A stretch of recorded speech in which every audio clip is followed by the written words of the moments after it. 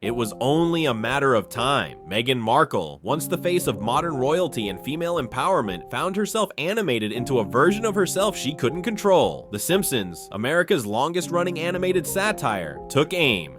And by the power vested in me, by you just now, I pronounce you king and trophy queen. In the name of the Henry, the Hank, and the Holy Harry, amen.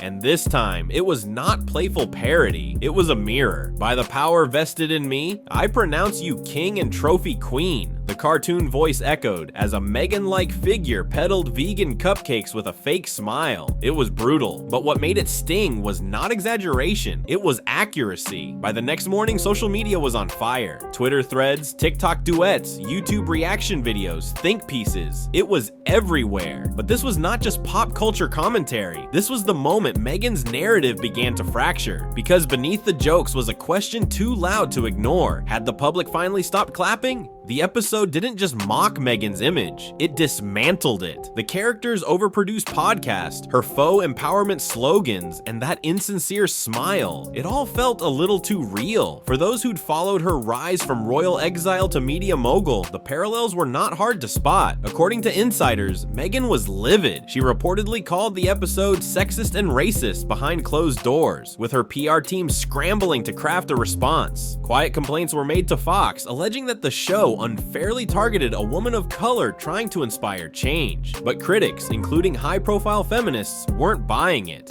Feminism isn't a shield for bad content, one columnist wrote, and for the first time, public opinion seemed to agree. Before The Simpsons, there were cracks, big-budget deals, media rollouts, and ambitious content promises, each one with Meghan front and center. But behind the scenes, things were falling apart. Take Archetypes, Meghan's highly promoted Spotify podcast. Billed as a space to dissect female stereotypes, the show quickly became known for something else: overproduction and lack of depth. Instead of natural conversations, it felt scripted, like a TED Talk drowning in sound design. Spotify, reportedly frustrated by the lack of creative collaboration, canceled the $20 million deal after just 12 episodes. Officially, they cited creative differences. Unofficially, sources claimed Meghan insisted on absolute control while delivering lukewarm content. Netflix faced a similar issue.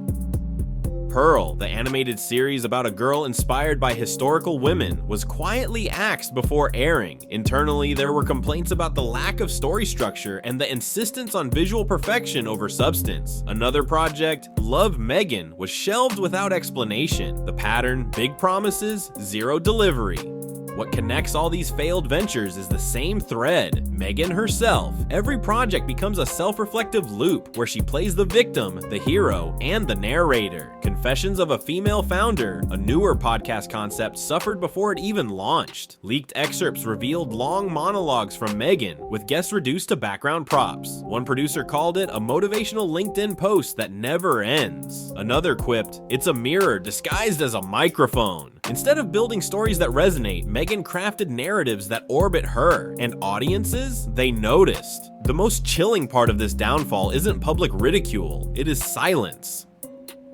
Once producers fought for Meghan meetings, now they are dodging her calls. One Netflix executive called her uncoachable. Another claimed working with her felt like walking on eggshells in a PR war zone. Harmless suggestions turned into microaggressions, and every failed pitch came with a fresh spin of victimhood. It wasn't about collaboration, it was about control, and Hollywood does not have time for fragile egos that cannot take feedback. Meghan's transformation from modern duchess to media figure had potential, but somewhere between her Oprah moment and Spotify cancellation, things began to change. Early critics were often silenced, accused of racism, sexism, or palace bias, but over time, those accusations lost weight. Viewers started dissecting the inconsistencies in Meghan's stories. Timelines clashed, claims did not hold. The more she insisted on her version of truth, the more skeptical the audience became. The tipping point, a widespread sense of exhaustion. She is always misunderstood, always silenced, always brave but never different. A viral tweet read, and thousands agreed. When the noise fades, what is left? For Meghan, it is a brand that is now a punchline. The Duchess of Deflection, as some media outlets call her, built a platform on empowerment slogans, aesthetic activism, and polished vulnerability. But viewers no longer resonate with the message. They crave authenticity, not cucumbers sliced in couture or softly lit interviews with no emotional payoff. Her projects offer no growth, no arc, just endless branding exercises. And The Simpsons saw it before anyone said it aloud. That's what made the satire sting.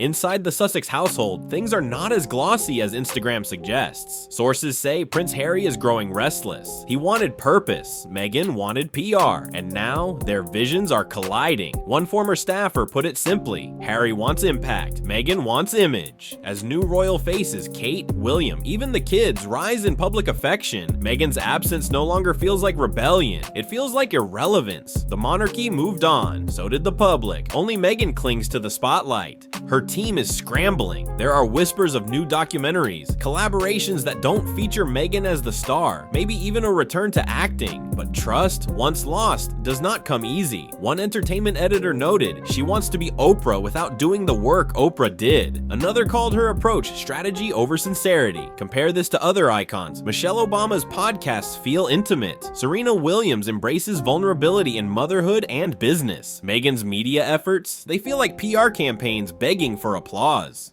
So where does it all lead? To a moment not of scandal, but silence. The kind of silence that means people have stopped caring. Meghan's story became a loop. Victimhood turned strategy. Empowerment became product placement. Every project more polished, less personal. The irony is staggering. In trying to control her image, she lost what made her compelling: authenticity. Now, the questions echo louder than the applause. Can she step out of the spotlight? Can she create without centering herself? Can she listen instead of perform? Because if she cannot, the media machine will move on without her. And in a world of short attention spans, relevance is a currency that disappears fast. This is not just the end of a podcast or a Netflix deal. It is the unraveling of a persona. Meghan Markle once stood for change. Today, she stands for what happens when branding overtakes being. And in the age of content, that might be the most unforgivable sin of all. The curtain has fallen, the clapping has stopped, and all that remains is the question, what now?